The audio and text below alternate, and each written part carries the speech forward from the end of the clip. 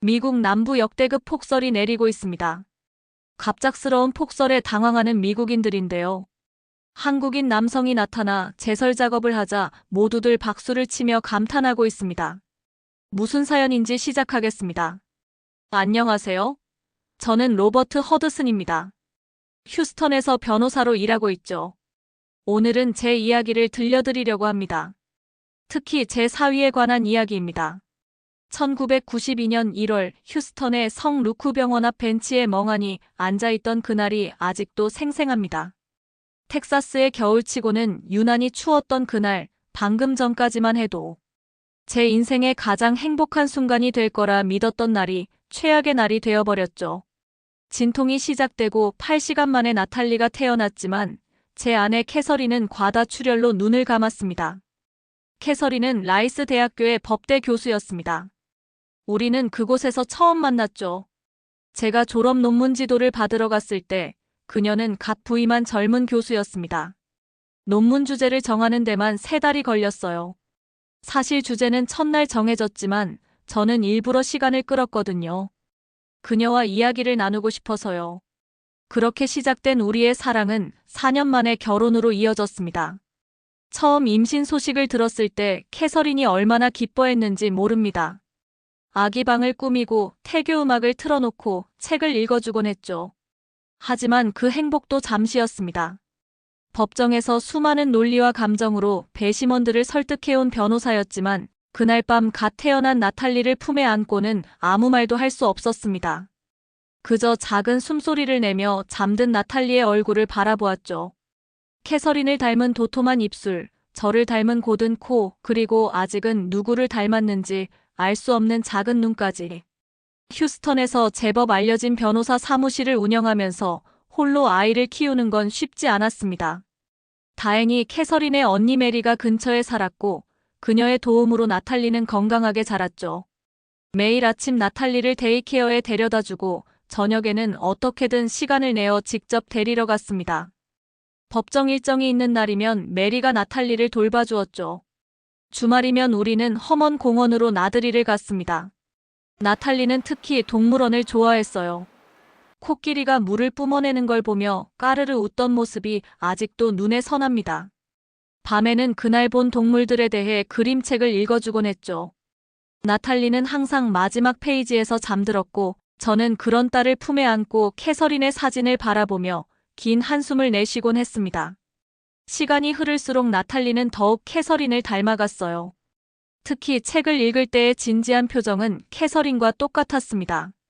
캐서린은 항상 책을 가까이 했었죠. 나탈리도 어려서부터 책을 좋아했고 초등학교 때는 이미 중학생 수준의 책을 읽고 있었어요. 선생님들은 나탈리의 지적 호기심과 학습 능력을 칭찬했고 저는 그때마다 캐서린이 얼마나 자랑스러워했을지 생각했습니다. 제 인생의 모든 것이 나탈리였습니다. 그 아이의 웃음소리가 제가 살아가는 이유였죠. 변호사로서의 성공도 휴스턴 법조계에서의 명성도 나탈리가 있었기에 의미가 있었습니다. 2022년 봄 라이스 대학교의 벚꽃이 만개할 무렵이었습니다. 나탈리가 제 사무실을 찾아왔죠. 평소와 달리 어딘가 긴장한 모습이었습니다. 서류 한 장을 내밀며 말했죠. 한국으로 교환학생을 가고 싶다고. 처음에는 제대로 이해하지 못했습니다. 한국이라니요. 지도에 서나봤던 그 멀고 먼 나라. 나탈리는 이미 모든 것을 계획해 놓은 듯 했어요. 서울대학교의 교환학생 프로그램, 기숙사 생활, 장학금까지. 제 허락만 있으면 된다고 했습니다.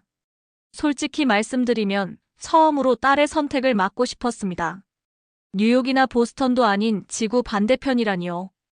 게다가 그때는 제 심장이 좋지 않다는 것을 알기 전이었지만 이상하게 불안했거든요. 하지만 나탈리의 눈빛은 캐서린과 똑같았습니다. 새로운 것을 배우고 싶어하는 그 반짝이는 눈동자. 나탈리는 어릴 때부터 달랐어요. 다른 아이들이 디즈니 공주 이야기를 좋아할 때 그 아이는 세계 지도를 보며 언젠가 가보고 싶은 나라들을 형광펜으로 칠했죠. 한국은 분홍색이었습니다. K-팝이나 한국 드라마 같은 것은 전혀 관심 없었지만 한국의 IT 기술과 스타트업 문화에 매료되어 있었어요. 결국 허락할 수밖에 없었습니다. 캐서린이었다면 분명 그렇게 했을 테니까요. 떠나기 전날 밤, 나탈리의 방에 들어가 보니 캐서린이 읽던 책 한 권이 책상 위에 있었습니다. 책갈피가 꽂혀있던 페이지에는 이런 문구가 있었죠. 모험은 결코 편안하지 않다. 하지만 그것이 모험인 이유다.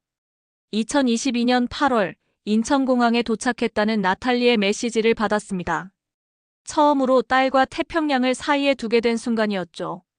서울대학교 기숙사에 짐을 풀었다는 소식과 함께 찍어보낸 사진에는 창밖으로 관악산이 보였습니다. 일주일 후 서울대학교 컴퓨터공학과의 김준서라는 청년을 만났다는 이야기를 들었습니다. 국제학생 도우미 프로그램에서 준서가 나탈리의 버디가 되어주었다고 하더군요. 처음에는 그저 학교 생활을 도와주는 한국 학생이려니 했습니다.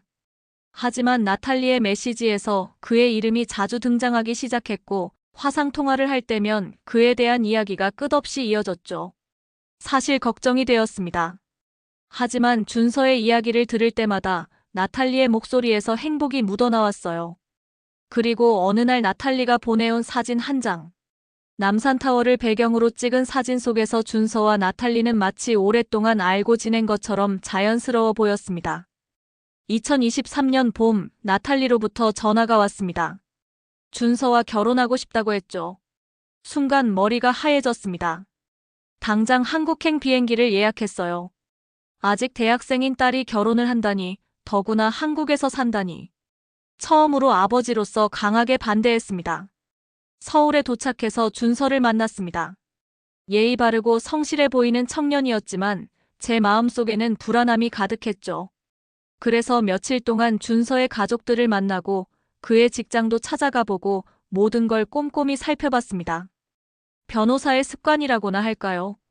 준서의 아버님은 물리학과 교수셨고 어머님은 소아과 의사셨습니다. 겸손하고 따뜻한 분들이었어요. 준서는 대기업에서 AI 개발팀장으로 일하고 있었고 이미 여러 특허도 보유하고 있었죠. 하지만 그건 중요하지 않았습니다. 제 마음을 바꾼 건 우연히 목격한 한 장면이었어요. 카페에서 나탈리가 쏟은 커피를 준서가 닦아주는 모습이었죠. 그 순간 캐서린이 떠올랐습니다. 제가 실수로 법정 서류에 커피를 쏟았을 때 캐서린이 그렇게 닦아주었거든요. 그리고 나탈리를 바라보는 준서의 눈빛에서 진심을 봤습니다. 벚꽃이 흐드러진 4월, 두 사람은 결혼식을 올렸습니다. 한복을 입은 나탈리는 캐서린을 닮아 더욱 아름다웠죠. 처음으로 전통 한복을 입어본 저는 어색하기 그지없었지만 준서의 부모님께서 친절하게 도와주셨어요. 결혼식이 끝나고 한국식 피로 연장에서 건배사를 하는데 갑자기 목이 메었습니다. 준비해온 영어 인사말을 잊어버리고 그저 우리 나탈리를 부탁드립니다 라는 말만 겨우 했죠. 준서의 아버님이 이제 한 가족입니다 라고 답하셨고 그 말에 왈칵 눈물이 났습니다. 이제 나탈리는 서울에서 새 삶을 시작했습니다. 준서는 수석 개발자가 되어 더 바빠졌지만 매주 제게 영상통화를 걸어옵니다. 영어로 회사 이야기를 들려주고 나탈리와 함께 서울의 이곳저곳을 구경한 이야기도 해주죠. 처음에는 한국이 너무 멀게만 느껴졌는데 이제는 제 마음의 반이 그곳에 있는 것 같습니다. 캐서린이 이걸 보면 뭐라고 했을까요? 아마 저보다 더 빨리 준서를 아들로 받아들였겠죠.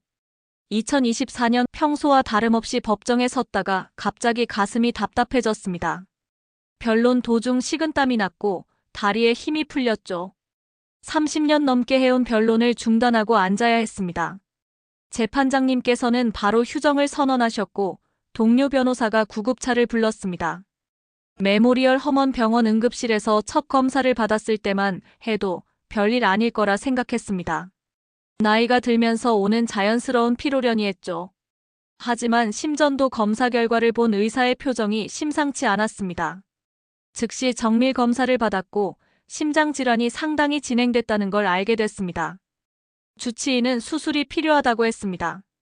그것도 최대한 빨리요. 병실에 혼자 누워 천장을 바라보며 생각했습니다. 캐서린이 세상을 떠난 뒤로 제 건강은 늘 나탈리를 위한 것이었습니다. 딸을 끝까지 책임져야 한다는 생각에 건강검진도 꼬박꼬박 받았는데 이렇게 될 줄이야. 화상통화로 나탈리에게 말했습니다. 괜찮다고 걱정하지 말라고 했지만 딸의 눈빛이 달라지는 걸 느꼈습니다. 다음 날 아침, 나탈리가 한국에서 다시 전화를 걸어왔어요. 밤새 준서와 상의했다며 휴스턴으로 돌아오겠다고 했습니다. 목소리가 떨리는 게 들렸습니다. 처음엔 한사코 반대했습니다. 두 사람 모두 서울에서 잘 지내고 있었으니까요. 나탈리는 서울대학교 어학당에서 영어를 가르치고 있었고, 준서는 AI 개발팀을 이끌며 승승장구하고 있었죠. 그런데 제가 아프다고 모든 걸 포기하고 돌아온다니, 그건 말도 안 됐습니다. 하지만 나탈리는 단호했어요. 아빠가 아플 때 곁에 없었던 걸 평생 후회할 거예요. 엄마가 떠나실 때 아빠 혼자였잖아요. 이번엔 달라요. 그 말에 제 마음이 무너졌습니다. 그때 준서가 의외의 제안을 했습니다. 마침 구글이 휴스턴에 새로운 AI 연구소를 설립한다는 거였죠. 의료 AI 개발이 주요 연구 분야라고 했어요. 그곳에서 AI 개발자를 찾고 있다는 겁니다. 알고 보니 준서는 이미 한 달 전부터 구글 측과 연락을 하고 있었답니다. 제 병안을 알기 전부터요. 화상 면접을 몇 차례 진행했고 최종 합격 통보도 받은 상태였습니다. 처음에는 미안했습니다. 젊은 부부의 삶을 제가 망치는 것 같아서요. 하지만 준서는 오히려 이게 좋은 기회라고 했어요. 실리콘밸리나 시애틀이 아닌 휴스턴을 선택한 것도 어쩌면 이미 이런 상황을 예감했던 건지도 모르겠습니다. 준서의 부모님도 의외로 쉽게 동의하셨습니다. 오히려 부모 공경이 먼저라며 미국 생활 정착금까지 보태주셨죠. 한국에서는 보기 드문 결정이라고 들었는데 준서의 부모님은 대단히 열린 마음을 가지신 분들이었나 봅니다. 두 사람은 휴스턴에 도착했습니다.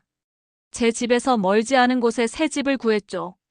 아침마다 준서가 조깅하러 가면서 들러 아침 인사를 하고 저녁이면 나탈리가 퇴근길에 들러 저녁을 함께 먹었습니다. 나탈리가 도착 후 드디어 수술을 받았습니다. 6시간의 대수술이었지만 의사 선생님 말씀으로는 매우 성공적이었다고 해요. 마취에서 깨어났을 때 제일 먼저 본 건 나탈리의 눈물 젖은 얼굴이었습니다. 준서는 병실 밖에서 안절부절 못하고 있었다고 하더군요. 일주일간의 입원 생활을 마치고 집으로 돌아왔습니다. 나탈리가 재택근무를 신청했고 준서도 당분간 재택근무를 하겠다고 했죠.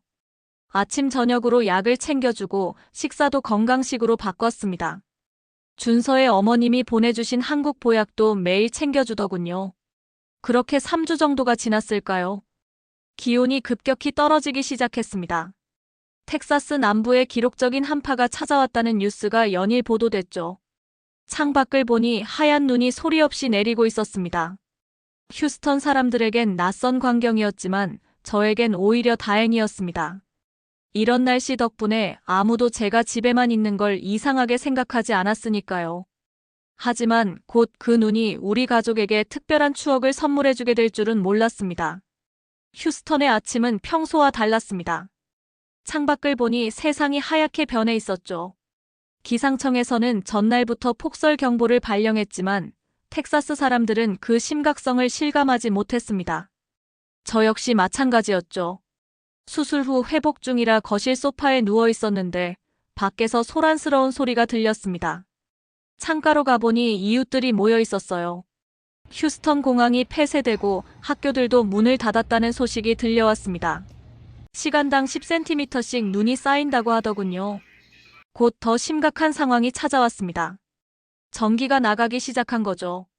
우리 동네에서만 3천 가구가 정전을 겪었다고 합니다. 기온은 영하 8도까지 떨어졌고 수도관이 얼어붙을까봐 사람들은 수돗물을 받아두느라 바빴습니다. 나탈리는 걱정스러운 얼굴로 제 상태를 살폈습니다. 수술 후유증으로 체온 조절이 잘 안 되는 시기라 갑작스러운 한파가 위험할 수 있다고 하더군요. 준서는 지하실에서 비상용 발전기를 찾아냈습니다. 제가 언제 샀는지도 기억 못하는 물건이었는데 그게 이렇게 요긴할 줄이야. 10번 고속도로는 완전히 마비됐다고 합니다. 제가 평생 휴스턴에 살면서 이런 광경은 처음 봤어요. 휴스턴 항구도 문을 닫았다는 소식이 들려왔습니다. 도시 전체가 마비된 거죠. 이웃집 존슨 할머니가 전화를 주셨습니다. 난방이 안 되어 추위에 떨고 계시다고요. 나탈리가 즉시 모셔오자고 했습니다. 준서가 가서 모시고 오겠다고 나섰죠. 그런데 문제는 차가 눈에 파묻혀 있다는 거였습니다. 창밖을 보니 거리는 텅 비어 있었고 제설차는 오지 않았습니다. 시청에 전화해 보니 제설 장비가 부족해서 주요 도로부터 처리하고 있다고 하더군요. 우리 동네까지 오려면 최소 이틀은 걸릴 거라고 했습니다. 뉴스에서는 앞으로 48시간 동안 더 많은 눈이 내릴 거라고 예보했습니다. 이미 휴스턴 동남부에는 15cm의 눈이 쌓였다고 하네요. 루이지애나 주에서는 역사상 최초로 눈보라 경보가 발령됐다고 합니다. 창밖의 풍경이 마치 영화 속 한 장면 같았습니다. 하얀 눈으로 뒤덮인 휴스턴의 거리, 움직임을 멈춘 자동차들, 그리고 깊어가는 어둠 속에서 희미하게 반짝이는 가로등들. 30년 넘게 살아온 이 도시가 전혀 다른 모습으로 변해 있었죠. 아침 일찍 준서가 현관문을 열었을 때 눈은 무릎까지 쌓여 있었습니다. 이웃들은 제설차를 기다리며 창밖만 바라보고 있었죠. 하지만 준서는 달랐습니다. 차고에서 삽을 꺼내더니 곧바로 눈을 치우기 시작했어요. 처음에는 걱정됐습니다. 서울에서만 살다 온 사위가 이런 폭설을 감당할 수 있을까 싶었죠. 하지만 그의 움직임은 놀라울 정도로 체계적이었습니다. 나중에 알고 보니 한국 군대에서 익힌 제설 작업 방식이었더군요. 눈을 치우는 방식부터 달랐습니다. 이웃들은 대개 현관에서 차고까지 좁은 길만 내려 했지만 준서는 처음부터 전체 면적을 계획적으로 나누어 작업했어요. 마치 군대에서 훈련받은 것처럼 말이죠. 아버님, 한국에서는 이렇게 합니다. 준서가 말했습니다. 눈이 많이 오는 지역에 배치됐을 때 매일 아침 이렇게 눈을 치웠어요. 전쟁이 나도 훈련장은 깨끗해야 한다고 했거든요. 2시간 만에 우리 집 앞은 깔끔하게 정리됐습니다. 옆집의 톰슨 부부가 놀란 눈으로 지켜보고 있었죠. 준서는 그들의 집 앞도 치워주겠다고 나섰습니다. 톰슨 씨가 말렸지만 준서는 웃으며 운동이라고 생각하면 됩니다라고 했죠. 이웃집 눈을 치우는 동안 길 건너 윌슨 가족이 찾아왔습니다. 임신한 딸이 병원에 가야 하는데 차를 빼낼 수 없다고 했죠. 준서는 즉시 그쪽으로 달려갔습니다. 군대에서 배운 방식대로 차 주변의 눈을 효율적으로 치워나갔어요. 점심 무렵 우리 동네 한 블록이 거의 깨끗해졌습니다. 이웃들은 준서에게 감탄사를 연발했죠. 특히 소방서에서 은퇴한 마이크는 30년 넘게 휴스턴에 살았지만 이런 눈 치우기는 처음 봤네라며 엄지손가락을 세웠습니다. 저는 창문 너머로 이 모든 걸 지켜보며 가슴이 뭉클해졌습니다. 처음 준서를 만났을 때가 떠올랐거든요. 그때는 한국에서 온 조용한 청년이었는데 이제는 우리 동네의 영웅이 되어 있었습니다. 나탈리가 따뜻한 커피를 들고 준서에게 다가갔습니다. 그때 준서의 말이 제 귀에 들렸어요. 이게 한국 군대에서 배운 건데 전쟁이 나도 모든 시설은 정상 가동되어야 한다고 배웠거든요. 그래서 눈이 오면 무조건 치워야 해요. 지금처럼요. 우리 동네 주간지 메모리얼 타임즈의 수잔 기자가 찾아왔습니다. 폭설 속 훈훈한 이야기를 취재하던 중 이웃들로부터 준서 이야기를 들었다고 하더군요. 처음엔 인터뷰를 망설이던 준서가 조심스레 입을 열었습니다. 한국에서는 눈이 많이 와요. 특히 군대에서는 눈을 치우는 게 중요한 임무였습니다. 전시에도 모든 시설이 정상 가동되어야 하니까요. 기자는 특히 준서의 체계적인 제설 방식에 관심을 보였습니다. 눈을 치우는 방향부터 싸는 위치까지 모든 것이 계획적이었거든요. 리을자로 치우면 눈을 고르게 분산시킬 수 있어요. 한국 글자 리을처럼요. 그래야 나중에 눈이 녹아도 다시 얼지 않습니다. 이웃들은 준서의 설명에 감탄했습니다. 특히 옆집 톰슨 씨는 자기 아들에게도 이 방법을 가르쳐달라고 했죠. 그렇게 우리 동네에 작은 제설 교실이 열렸습니다. 준서는 매일 아침 이웃들과 함께 눈을 치웠어요. 메리 할머니는 준서를 우리 동네의 눈의 요정이라고 부르셨죠. 할머니 집 앞을 깨끗이 치워드린 덕분입니다. 약국에 가실 때도 준서가 만든 길 덕분에 한 번도 미끄러지지 않으셨대요. 윌슨네 막내는 준서를 따라다니며 배우기에 열심이었습니다. 삽질하는 방법부터 눈 두께를 확인하는 법까지. 준서는 마치 한국 군대에서 훈련받던 때처럼 꼼꼼하게 가르쳐 주었죠. 동네 커피숍 주인인 마이크는 준서를 위해 특별히 문을 열었습니다. 동네 사람들이 모여 따뜻한 커피를 마시며 준서의 이야기를 들었죠. 한국 군대에서의 제설 훈련, 밤새 눈이 와도 새벽부터 치워야 했던 이야기, 제설 작업이 전투 준비 태세의 기본이라는 이야기까지. 동네 소방서장님도 준서의 방식에 관심을 보이셨습니다. 30년 넘게 휴스턴에 살았지만 이렇게 체계적인 제설법은 처음 봤네요. 우리 소방서도 배워야겠어요. 특히 인상적이었던 건 준서가 설명하는 공동체 정신이었습니다. 한국 군대에서는 내 구역만 치우면 안 됩니다. 옆 부대 구역도 도와야 해요. 전쟁이 나면 모두가 한 팀이니까요. 지금 이 상황도 마찬가지입니다. 이웃들은 준서의 이야기에 감동했습니다. 다음 날부터는 자발적으로 눈치우기 봉사단이 만들어졌죠. 준서가 대장이 되어 조를 나누고 구역을 배분했습니다. 마치 작은 군대처럼요. 메모리얼 타임즈에 실린 준서의 사진을 보며 나탈리가 말했습니다. 아빠, 우리 동네 영웅이 된 것 같죠? 저는 고개를 끄덕였습니다. 사진 속 준서는 수줍게 웃고 있었지만 그 모습이 참 자랑스러워 보였습니다. 폭설이 그친 후 창밖을 바라보았습니다.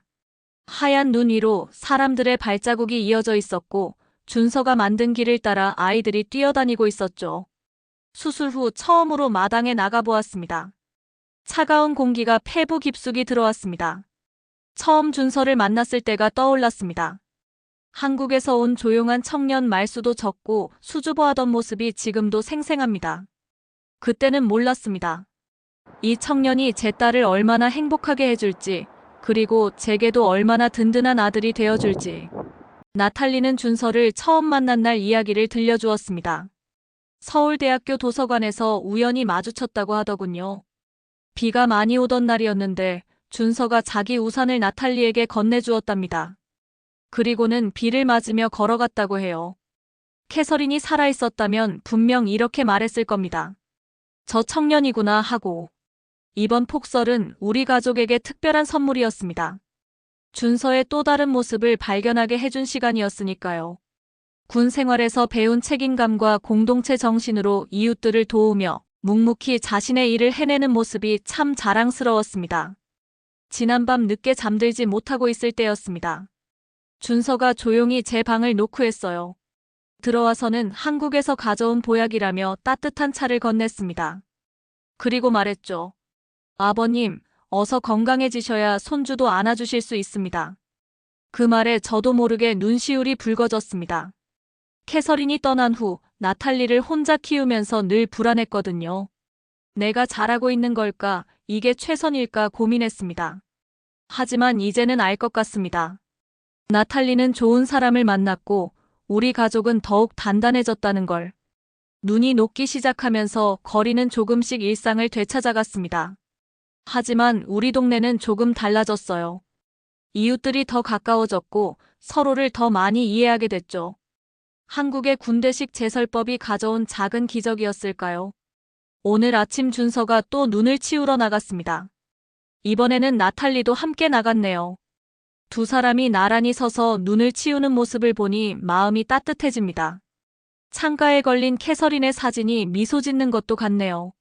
우리는 이제 진정한 가족이 되었습니다. 오늘 사연은 여기까지입니다. 한국 남성들에게 군대 시절 추억을 꼽자면 제설 작업을 손에 꼽더라고요.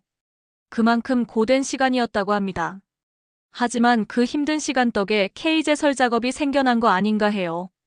시청자 여러분께서도 특별한 경험담이 있으시면 댓글로 남겨주세요.